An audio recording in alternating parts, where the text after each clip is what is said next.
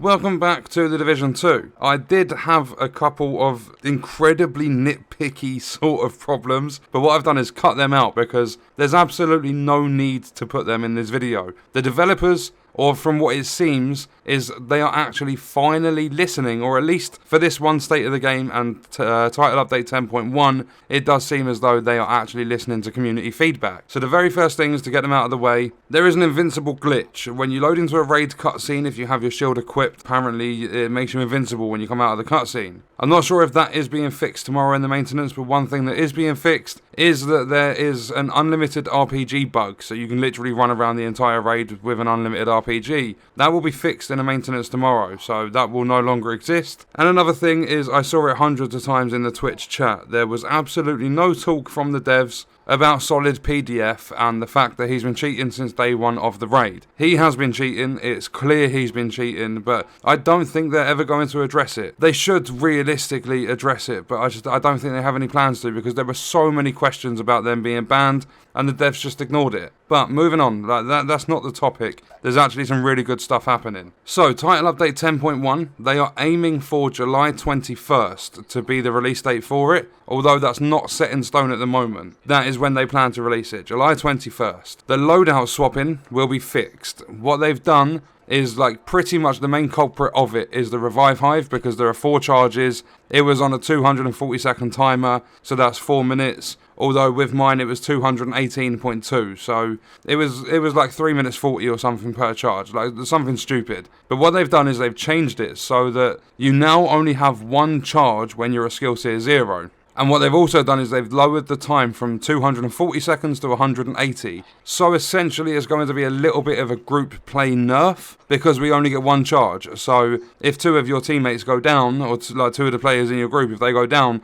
you can't get them both back up. But that should at the same time balance it so that people are playing smarter, because I do it a lot. Lewis does it every now and then or whatever. We all do it. There's just parts of us that are really aggressive and we push too much. It's basically going to increase our tactical side of playing. Even though it's not a huge tactical game, you don't need to be strategic really. We are just too aggressive in some areas, so we go down a lot more than we should. But having 1 charge is a good thing, because the most you're going to be waiting now is 3 minutes to be able to change your loadout. That's dropped from 16 minutes, or a lot of the time I was having to wait 13.5 minutes. So that is a big drop. I'm ignoring the nerf because you will now gain 1 charge extra per skill tier, meaning that if you are skill tier 6 and you're running the revive hive, you will have 7 charges on it. And if you are playing solo, that's not really a nerf, because when you go down, even if you do have 4 charges, it gets you back up and it just destroys. You lose all 4 charges. So that doesn't make a difference. So I believe that's good. Foundry Bulwark is being nerfed. I don't understand this part, because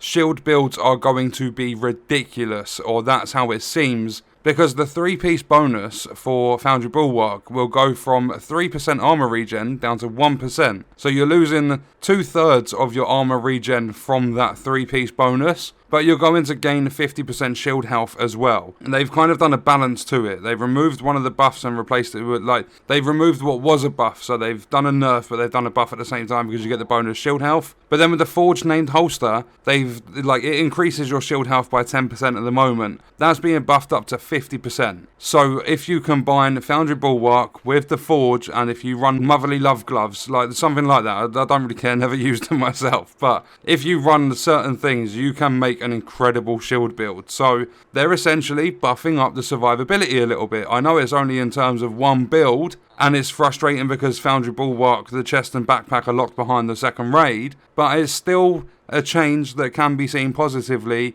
because you can, I think it's 13 million health your shield gets. So if you're now getting that extra 50% shield health from Foundry Bulwark 3-piece, and you're getting the Forge named holster, that extra 40% is being buffed by, I don't think it's multiplicative. I think it's probably additive. If it even works like that, it's not going to give you massive amounts. It's not going to multiply. But I believe with the addition to those extra benefits, it's going to take your 13 million shield health, possibly, if that is 100% just added on, you're going to get like 26 million. Like, it's going to be crazy sort of numbers on those shield builds. We're going to have to keep an eye on that one. I believe all of this is title update 10.1, so towards the end of this month. The Firestarter Chem Launcher, there was a little bit of confusion about this. It's being nerfed, like 50% explosive damage is being taken away, but they stated, because there were a lot of questions, it's PvP only. So they're not changing the Firestarter Chem Launcher at all for PvE. They are also looking to balance the mid-range sort of game in PvP, because they have a good balance on rifles for long range, they have a good balance on SMGs for short range, they don't really have anything for mid-range. So they're going to be like tampering with the assault rifles and their bonuses in PvP, like their modifiers and everything,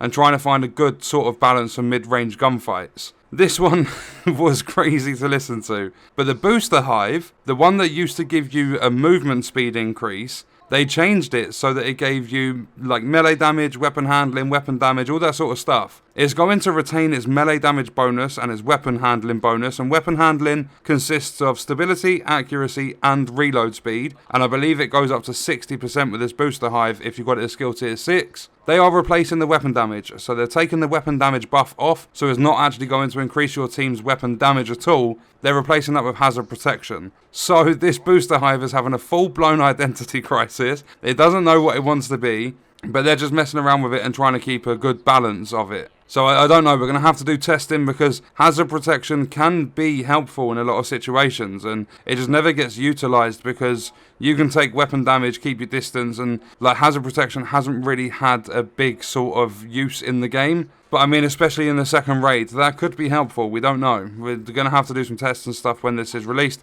And obviously, there's been a lot of bugs with this game. We don't know if this is all going to work perfectly when it comes out. But the Stinger Hive is going to get a little bit of a buff as well. They're going to try and make the micro drones that come out of it shoot a little bit faster. Although I believe what they need to do with that as well is when you're running Legendary, the Chunguses that come out and they have their Stinger Hive in their backpack, that can shoot players, like that can hit players through walls, yet R1 will not go through walls or over cover. So I believe there needs to be a bit of balancing with that, but essentially it's going to get a little bit of a buff. They're going to make the drones, the micro drones, shoot a little bit faster. So it might actually find itself to be a little bit more unbalanced, because if they're going through it faster, you're going to run out of charges quicker. You're going to see it on cooldown a lot more often. And I know the cooldown isn't ridiculous, but again, we've got to do some testing with this sort of stuff. They are not changing, like there were a lot of questions about this, they are not changing the riot foam in PvP, because it only has a 3-second ensnare duration, and you can break free. Like if you hold X on Xbox, you can break free in 1 second. There's a mechanic there so that you can break out of it. But they are buffing the Striker Drone, which doesn't make sense to me, because if you use the Riot Foam launcher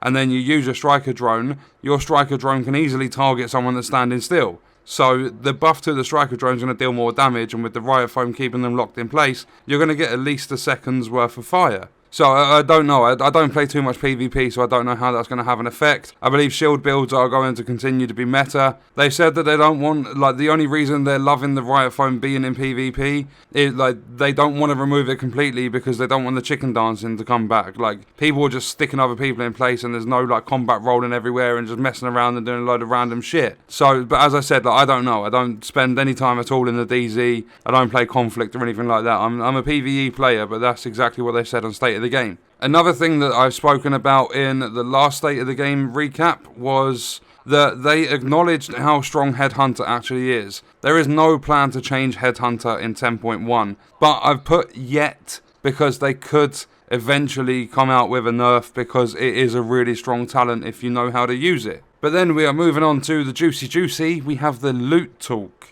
So there are some power distribution tables, I'll put them on screen, and the very first one you're going to see is how the power distribution for loot worked before Title Update 10. So you'll see there's just a standard curve, the minimum rolls is like starts at 100% drop chance, and it goes down slowly, your average rolls goes up, but you have a lower drop chance for them rolls. Then taking a look at image number 2, this is when Title Update 10 was released. You can see they put in a completely different curve to it. So you would have a lower drop chance on the minimum rolls, and it would slowly build up, but then it would drop off again, and it would find itself at like 70-80% like average rolls, like the percentage of your rolls, 70 to 80%, it would start being very, very low. It would be a lot lower than what it was before Title Update 10. And then if we move on to image number 3, you've just got colours in where they are now. So title update 10, that yellow like grid, that yellow area is what isn't actually in the game. Like none of that's in the game now. So title update 10, the green is where a lot of the drops are. They tried finding a balance, but then you can see the red where it drops off, and that's the bad section. They needed to try and remove that. They haven't managed to do it completely. But if we take a look at image number 4, you're basically just going to see exactly the same image with a couple of arrows on there. They're going to move that along, so that yellow area is going to get much bigger, so you're not going to have rolls in that area. And then they're going to lift the end of the curve up, so that you're getting better rolls. So if we look at image number 5, you'll see that that red area has gone down a lot. And if you look at the very end, where it has the max of 100% on your rolls, that has a little bit of a green section in there. So they basically just raised the drop chance a little bit on you getting max rolls. That yellow area has got huge. So the minimum has been taken away from 50%, and the very minimum you'll get in loot is now 60%. It's a change. It's not amazing, but it's a change. And then obviously when 10.1 comes out, they can look into it and they can see if it needs further balancing. So I'm liking the look of it so far. It does look as though we're still going to get a hell of a lot of dreadful rolls,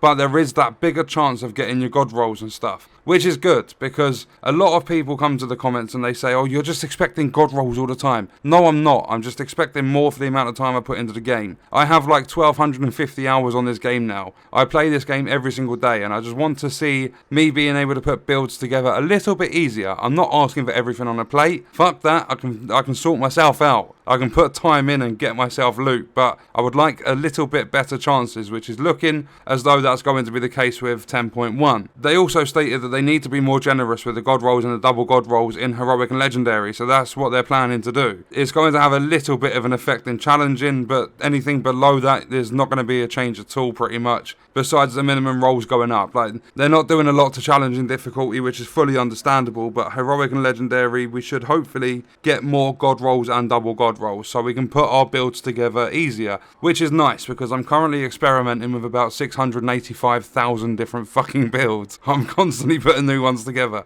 and it changes it up. It allows me to have more fun in the game, and it gives me a reason to play. They're still claiming the rainbow rolls are completely random and out of their control, although they are trying to change that system, so hopefully in title update 11 they can't get it out for 10.1, but hopefully, like, they've said that basically you have the fixed core attributes and you have the fixed brand sets.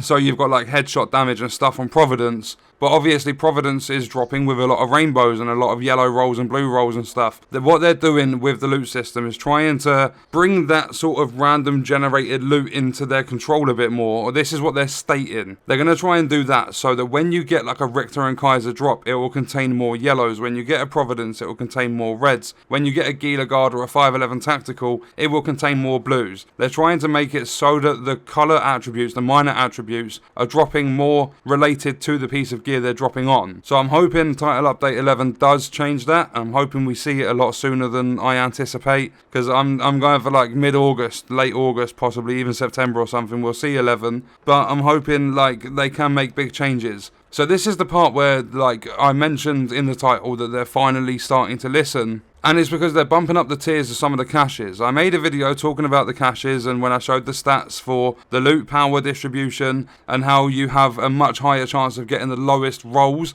in legendary and stuff now compared to what you did with title update 8 and 9. But what they've done is they've upped the tier of some of the caches, because it never should have been the case to where season caches are dropping with legendary percentages, and you have the clan caches were dropping with heroic, the field proficiencies were dropping with challenging sort of like roll percentages. What they're doing now is your field proficiency caches will be on par with heroic difficulty. So instead of it coming with, let's just say like 68% rolls from challenging, that's a complete example. Instead of that being the minimum they can drop with, it will now be bumped up to like 76% or something, because it will be on par with heroic difficulty instead of challenging. And that's regardless of what difficulty you're playing on. If you've put the time in, you've earned the XP after reaching season level 100, so that you've earned yourself a field proficiency cache, it will now drop with the rolls related to heroic, not challenging, which is really, really good. And then the clan caches, and this is one that I mentioned, I don't know how many other people have spoken about it, but they were on par with heroic difficulty, and they are a once a week cache.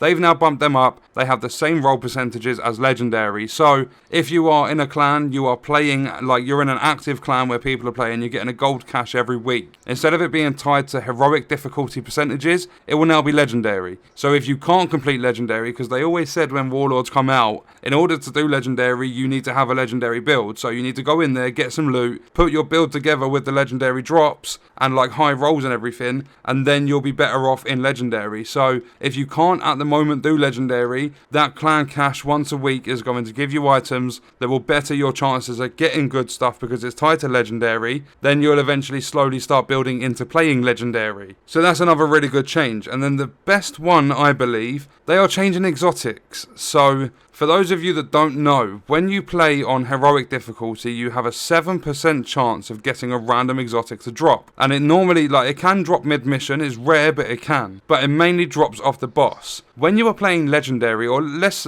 before legendary, we'll say you're playing Jefferson Trade Center, you have the boss Coyote, she can drop Coyote's mask. But a lot of the time, you'll get an exotic, you go over there, and it'll be the Sweet Dreams. With legendary, you are obviously going for the bighorn, but there is targeted loot and there are different exotics you can get because legendary gives you a 10% drop chance on all the other exotics besides the exclusives. So when you get a drop, you could get excited thinking, oh look, I've got the bighorn, and then you go over there and it's a chatterbox. Or it's the BTSU gloves or something like that. So what they have done is they have removed the random exotic drops, not from the missions, not from the game, nothing like that. They've removed them from the boss drops. So when you kill a boss, instead of it giving you a random exotic, what it will do is you will only ever see an exotic off the boss. I believe this is coming in 10.1. They didn't specify that. I believe that's when it's coming. But when you get that exotic to drop, let's say you're doing Legendary District, you get an exotic drop, that is 100% guaranteed to be the bighorn when they implement this update. So what they've done with the random exotics, so say that exotic would previously or currently, it would be a chatterbox. What they'll do now is when it pops up at the top of your screen, mission completed, or when you're doing a control point, activity completed, in that random, like in that list of the things you get awarded, so your XP, your credits, your random piece of loot, like sometimes you get a random holster, you get a named item or whatever, for completing the activity. If you have a random exotic that's dropped off that boss, but is not one that's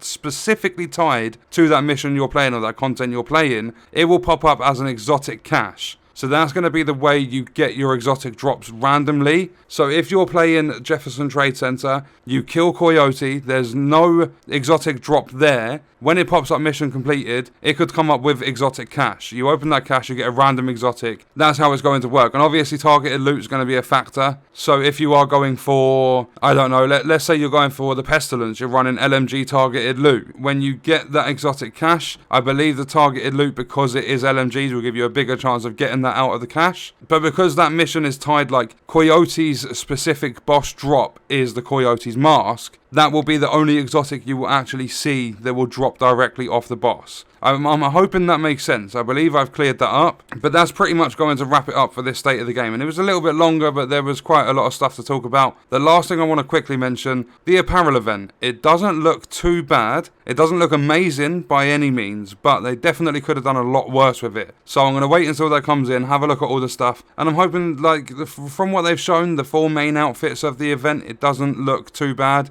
I do like some of the outfits. I can't remember any of their names. I think it's Agent Anne or something. There's like a hooded sort of vest. That does look pretty cool. But what I'm going to do is leave the video there. Let me know your thoughts and stuff in the comments. I hope you guys enjoyed it. Thank you for watching.